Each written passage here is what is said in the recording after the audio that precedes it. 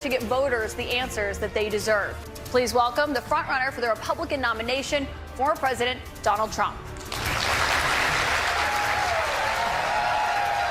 If you look at what's gone to our country has gone to hell. Our borders are bad. Our military has been bad. You look at the taxes, you look at inflation, what's happened to inflation, it's just destroying our country. We've really become, in many ways, a third world country.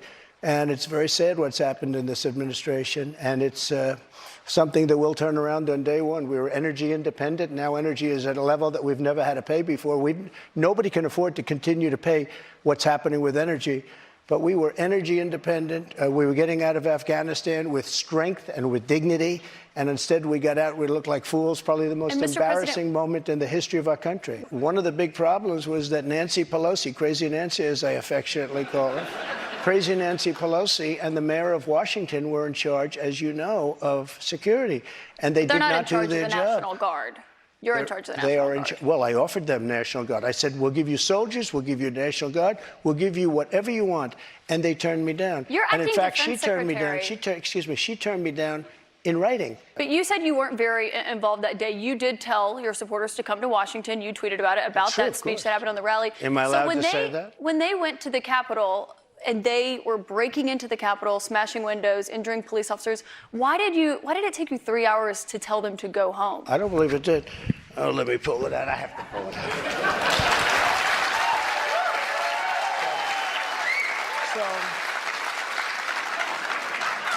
So if you look at, on January 5th, the day before, I said, please support our Capitol Police and law enforcement. They are truly on the side of our country. Stay peaceful. Stay peaceful. This was the day before, and this was in the form of Twitter. Now I use Truth Social. I think it's far superior, okay? I hope everybody's on Truth. If you look January 6th, this is before 2:30. I am asking for everyone at the U.S. Capitol to remain peaceful. This is right after, as it was happening. But what happened is they took it down. I don't know why. I think they took it down because it was so good. They didn't like it being up there. I am asking, and we didn't know until I got it back, because now I have 90 million people waiting for me to go back, but I'm on Truth and I'm staying on Truth. Listen, I am asking for everyone at the U.S. Capitol to remain peaceful. No violation. We want no violation. We want no violence. Remember, we are the party of law and order. Respect the law and our great men and women in blue. Thank you. That was at 2:30. That was very early. Mr. President, I looked at the same timeline that you did. No, I know, but you didn't report that. You know why? Because it was taken down. We did report it. I was reporting that day. It was taken down and it wasn't But when it was clear to you that they were not being peaceful, you saw them rushing the Capitol, breaking windows, they were hitting officers with flagpoles, tasing them, beating them up. When it was clear they weren't being peaceful, why did you wait 3 hours to tell them to leave the Capitol? They listen to you like no one else. You know that. They do. I agree with that. But so why didn't you tell them to go home sooner? Nancy Pelosi and the mayor are in charge. I assumed they were able to do their job. They weren't. But Pelosi's not in charge of Capitol security. And if you remember, I made a video right outside the Oval Office in the Rose Garden. And I'm very proud of that video. I didn't have a script. I don't need scripts like a certain person that's in there right now. What time, the video, it came out much later after they had already attacked the Capitol. Going back to your influence, in that 3 hours, over 140 officers were injured that day. And a person named Ashley Babbitt was killed. Yes. You know what? She was killed, and she shouldn't have been killed. And that thug that killed her, there was no reason to shoot her. At blank range, cold blank range, they shot her, and she was a good person. She was a patriot. There was no reason. And he went on television to brag about the fact that he killed her. The officer was not bragging about the fact that he killed her, but one person. Will you pardon the January 6 rioters who were convicted of federal offenses? I am inclined to pardon many of them. I can't say for every single one, because a couple of them probably they got out of control. But, you know, when you look at Antifa, what they've done to Portland, and if you look at Antifa, look at what they've done to Minneapolis and so many other places. Look at what they did to Seattle and BLM. Many people were killed. These people, I'm not trying to justify anything. But you have two standards of justice in this country, and what they've done, and I love that question, because what they've done to so many people is nothing. Nothing. And then what they've done to these people, they've persecuted these people. And yeah, my answer is I am most likely, if I get in, I will most likely, I would say it will be a large portion of them. You know, they did a very, and it'll be very early on. And they're living in hell right now. So when it comes to they're living pardons, in hell. And they're policemen, and they're firemen, and they're soldiers, and they're carpenters and electricians, and they're great people. Many of them are just great people. Mr. President, one of the people who was convicted was a former policeman, but he was convicted of attacking a police officer, I should note. But when you said you are considering pardoning a large portion of those charged with crimes on January 6th, does that include the 4 Proud Boys members who were charged and convicted of seditious conspiracy? I don't know. I'd have to look at their case, but I will say in Washington, D.C., you cannot get a fair trial. You cannot. Just like in New York City, you can't get a fair trial either. This woman, I don't know her. I never met her. I have no idea who she is. I had a picture taken years ago with her and her husband, nice guy, John Johnson. He was a newscaster, very nice man. She called him an ape. Happens to be African American. Called him an ape. The judge wouldn't allow us to put that in. Her dog or her cat was named Vagina. The judge wouldn't allow to put that in. All of these things. But with her, they could put in anything. Access, Hollywood. This was a jury of 9 people who found you liable of sexual abuse. Do you think that will deter women from voting for you? No, I don't think so, because I think the whole thing, just so you understand, ready? I never met this woman. I never saw this woman. This woman said, I met her at the front door of Bergdorf Goodman, which I rarely go into, other than for a couple of charities. I met her in the front door. She was about 60 years old, and this is like 22, 23 years ago. I met her in the front door of Bergdorf Goodman. I was immediately attracted to her, and she was immediately attracted to me. And we had this great chemistry. We're walking into a crowded department store. We had this great chemistry, and a few minutes later, we end up in a room, a dressing room of Bergdorf Goodman, right near the cash register. And then she found out there were locks on the door. So she said, I found one that was open. She found one. She learned this at trial. She found one that was open. What kind of a woman meets somebody and brings them up? That first time you take a step back. I made that. With your very own online store. Within minutes, you're playing hanky-panky in a dressing room, okay? I don't know if she was married then or not. John Johnson, I feel sorry for you, John Johnson. Mr. President, can I... What is the first thing you would do to help bring down the cost to make things more affordable? Drill, baby, drill. You know that. When we have a debt limit, and they use that very seriously on me, they came in, Schumer came in with Nancy Pelosi, and they were using, we'll violate it, we'll do whatever. They talked a whole lot different than they do right now. I say to the Republicans out there, congressmen, senators, if they don't give you massive cuts, you're going to have to do a default. And I don't believe they're going to do a default, because I think the Democrats will absolutely cave, because you don't want to have that happen. But it's better than what we're doing right now, because we're spending money like drunken sailors. So just to be clear, Mr. President, you think the U.S. should default if the White House does not agree to the spending cuts Republicans are demanding? Well, you might as well do it now, because you'll do it later, because we have to save this country. Our country is dying. Our country is being destroyed by stupid people, by very stupid people. You once said that using the debt ceiling as a negotiating wedge just could not happen. You said that when you were in the Oval Office. That's when I was president. So why is it different now that you're out of office? Because now I'm not president. We have a very big mental health problem in this country. And again, it's not the gun that pulls the trigger, it's the person that pulls the trigger. And we have to protect our Second Amendment. We have to protect our Second Amendment. Mr. President, you dealt with a lot of mass shootings when you were in office. This year, there have already been more than 200 mass shootings in 2023. If you are reelected, are there any new gun restrictions that you would sign into law? I would do numerous things. For instance, schools, we would harden, very much harden. And I'm a very believer. I believe in teachers. I love teachers. I think they're incredible. And they love the children, not quite like the parents, but they love the children in many cases almost as much.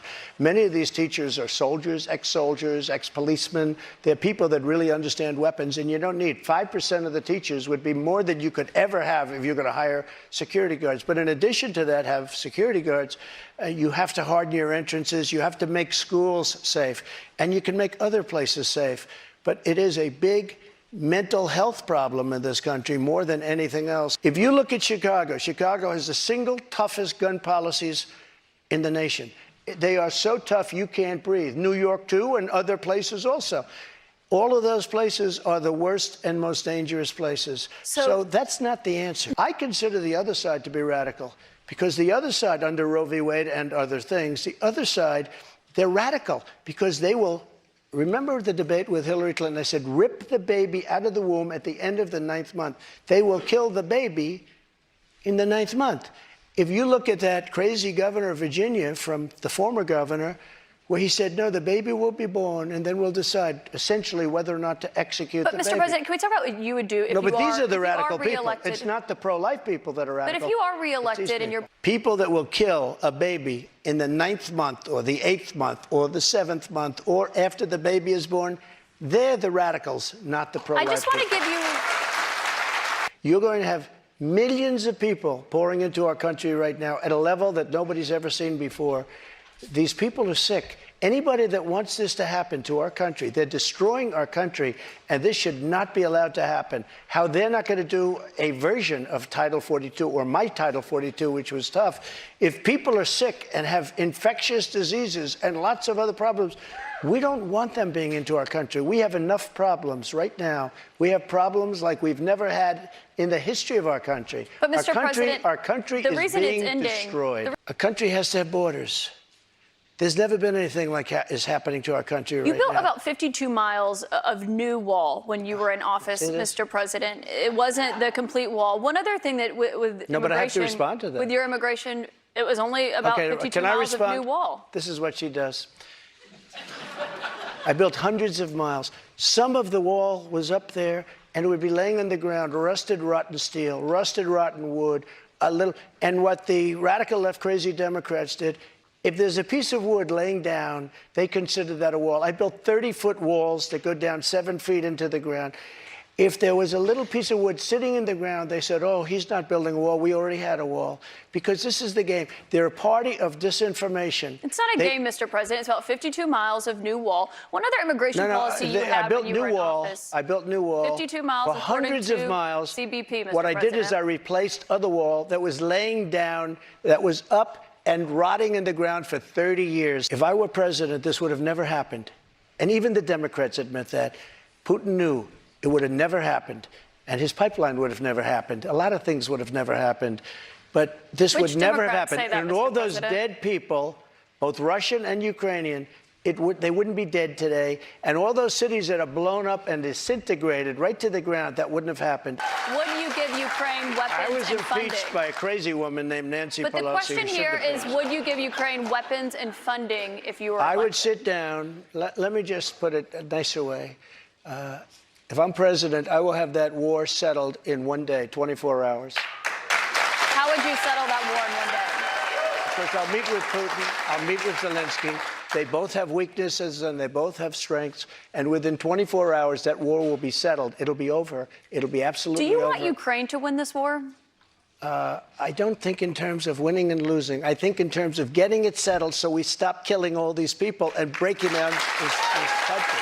Why did you take those documents with you when you left the White House? I had every right to under the Presidential Records Act. You have the Presidential Records Act. I was there and I took what I took, and it gets declassified. Biden, on the other hand, he has 1,850 boxes. He had boxes sent to Chinatown, where they don't speak even English in that Chinatown we're talking about. Can I got to stop you right there. Nobody talks about him. They talk about us. Just so you understand, I had every right to do. Here for a limited time, new pocket pies from Mod Pizza. Pair one with a drink for just $9.99. You could go to Grainger.com to find what you need to get the job done. Grainger, supplies and solutions for every industry. I didn't make a secret of it. You know, the boxes were stationed outside of the White House. People were taking pictures of the GSA of the various people. I got to stop you right there, that though, were because the moving. Presidential Records Act, which is not well known to a lot of people, I read it. It does not say that you can take documents with you. It says actually that they are the property of the federal government. It says you talk, you when negotiate, leave. you make a deal. It's not criminal, by the way. It does not say The that you Presidential can Records Act is negotiate. not criminal. And just so It does you not know, say you can negotiate to just take so the you- documents with you. Can I tell you? Just so you understand, the Presidential Records Act is not criminal. I took the documents. I'm allowed to. You know who else took them? Obama took them. Nixon took them. Obama did Reagan not take took them. documents. Oh, he didn't? The difference here He that I'd didn't? like Take to a know, look. the Reagan National took Archives them. says that President Obama Even did Jimmy not Carter, take even Mike documents. Pence had some documents, and he's a You very referenced honorable Pence, guy. you referenced But you know who Biden. took them more than anybody is Joe Biden. He has 1,800 boxes. That's And not nobody accurate, even Mr. knows where President, they and you are. know that. 1,800, and nobody talks about him. Let's hear about It what happened included a when you had raid those on my documents. house. That's what it included. But They you had didn't gotten a raid. sub- you'd gotten a they subpoena didn't raid and they had not Biden's been house. turned over yet. They didn't raid Biden's house. You know what happened? They put him in the house. That's the one with the Corvette, where the documents were laying all over the floor. That was fine. And you know who happens to be at Mar-a-Lago? Secret Service, and they're phenomenal. I have Secret Service. He didn't have Secret Service. The other thing, the vice president cannot declassify. He didn't have the right to declassify. He has documents from when he was a senator. And even Democrat senators say, I can't believe it. They didn't raid the house of Joe Biden. They didn't raid Obama. But Joe Biden didn't ignore a subpoena to get those documents back like Joe you Biden did. And so took that's the question. 1,850 boxes. But that's the question that investigators have, I think, is why you held on to those documents when you knew the federal government was seeking them and then had given you a subpoena to return Are them. you ready? Are you ready? Can I talk? Yeah, what's You the mind? answer? Do you mind? I would like for you to answer the question. Okay, it's very simple to answer. That's why I asked it. It's very simple to. You're a nasty person, I'll tell you. Can you answer why you simple. held on to the documents? I was negotiating, and we were talking to NARA, that's Washington, to bring whatever they want. They can have whatever they want.